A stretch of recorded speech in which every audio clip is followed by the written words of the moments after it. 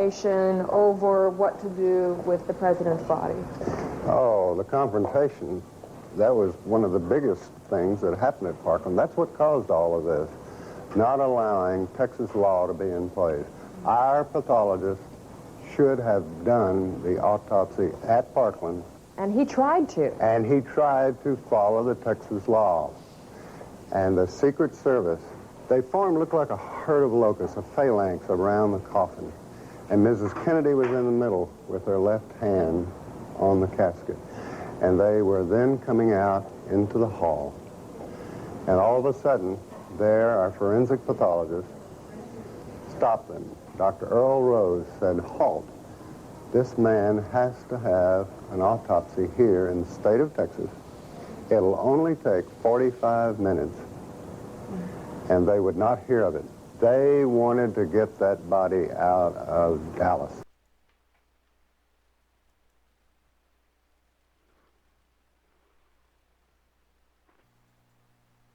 I viewed the autopsy pictures. They had the frontal part of the cerebrum here in the skull out. So when the picture was taken, you think they pulled the skin back up over this wound? That's the only thing I can postulate, because the back of his head was gone. This was a huge hole. It was on the right. It was 9 to 10 centimeters across, and you could look right into the brain. Crenshaw. Large hole is at the front of the head. This is something else. This is just almost a personal a question. Are you pretty comfortable today with the notion that someone was firing at President Kennedy somewhere from the front? Yes. Are you equally comfortable, or are you not comfortable with the notion that there is forgery of some sort in the official documents of this? I feel there probably is. I certainly could not be held down to saying exactly how that is, or even approximately how it is, perhaps. But I feel that there has been some kind of attempt to cover up what was going on. The witness saw. Was there corroboration for a shot from the front? Dallas clothing manufacturer Abraham Zapruder filmed the motorcade as it drove down Elm Street. It was about halfway down there. I had a shot. And he slumped to the side like this. Then I had another shot or two. I couldn't say what it was, one or two. And I saw his head practically open up, all blood and everything. And I kept on shooting. 2 days after the assassination, Life magazine bought the infamous Zapruder film. Its moving images were not shown to the American public for 12 years. The most obvious thing you extract from the film is that the head moves backward, and that suggests a shot from the right front. It is unknown exactly what the film suggested to the members of the Warren Commission, since their report failed to even mention Kennedy's violent reaction to the headshot. That's right, folks. The Warren Commission never even mentioned the headshot. Think about that. It was the Zapruder film that caused the second major investigation because of the Zapruder film. Because of that headshot. And the Warren Commission never even commented on it. Just pathetic. And Abraham Zapruder, that's what he told the Warren Commission. He saw the president hit on the right side of the head.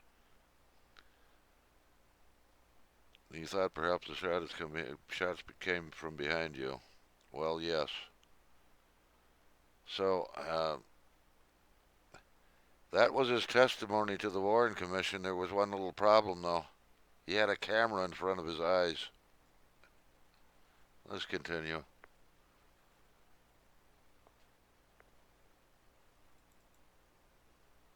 Let me show you, to my best recollection, what the wound looked like to me that day in trauma room 1. Before each doctor looked at the photos, he described the wounds he had seen back in 1963. I could see the president's head wound quite well, and I was probably looking into a wound that was on the lateral or the side part of the head and the back part of the head? It would be this portion of the head right here. As I remember, it's like this, that there was a big wound, big deficit in his skull and the temporal parietal area.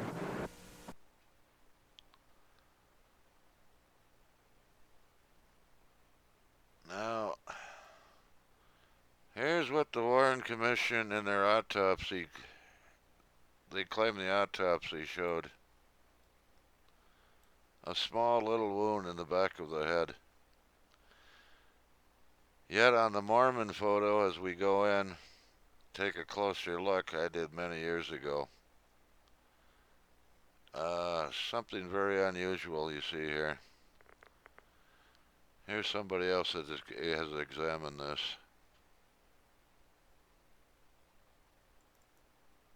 Inconsistencies within, and the pristine Mary Mormon photograph allowed me to go in and actually measure the wound optically without image processing. As we go into the wound and as we expand the wound and magnify it, you can see that the pixel elements, or each one of these little dots, is represented by dark squares or light squares. Now, if there were no wound in the rear of President Kennedy's head, all of the squares would be the basic reflective value or the basic shade of gray that his normal hair coloring would be on this day. Every time, in my years of experience with this, when there is a concave or convex area that is a deformation of the overall image, there is absolutely no question that the case is, as it goes darker under this situation, that this is going from an area on the top of President Kennedy's head down into an extremely deep hole, because the entrance wound that supported this exit wound was fired from the right frontal area of President Kennedy, and it exited through the rear. Instead of trying to find shooters or gunmen in the photograph. Well, I have tried to find shooters in the photographs, and I found a few other things too. Now, before these images were made, were found, the Warren Commission defenders had some little hope, some case to keep fending off reality and truth. But even with this truth before their very eyes, they're still trying to deny this fact. Now, is this the only image I've got of the back of the president's head? No. I also looked somewhere else. Thanks to Robert Grodin's enhancements of the Zapruder film, they were zoomed in some. I've zoomed in either further, and this is what I see. So we have two independent photos here, the Mormon photo and the Zapruder film, which both show this large wound in the back of the president's head.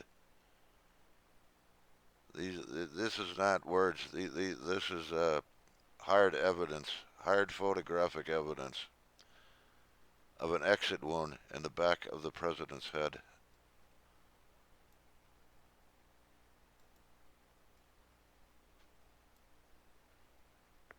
Now they can deny that. They could deny anything. Large hole is at the front of the head. See something else. This is just almost a personal a question. Are you pretty comfortable today with the notion that someone was firing at President Kennedy somewhere from the front? Yes.